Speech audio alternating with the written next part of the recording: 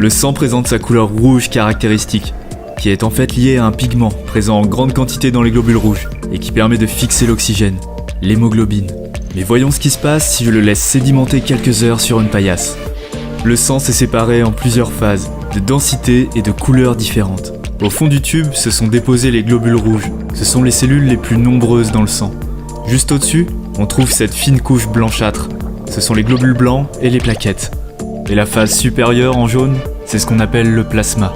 C'est le liquide qui permet de transporter toutes ces cellules vers les tissus. Mais c'est aussi dans ce plasma qu'on trouve tout un tas de molécules. Les ions, les hormones, les anticorps. Bon, maintenant, on va essayer d'en savoir plus sur le contenu de cet échantillon. Pour ça, Guillaume, qui est technicien, place le tube dans cet automate. Ça nous permet d'obtenir un hémogramme. C'est une mesure détaillée des paramètres sanguins et des différentes populations de cellules. Tous les points que tu vois sur ces graphiques, c'est une partie des cellules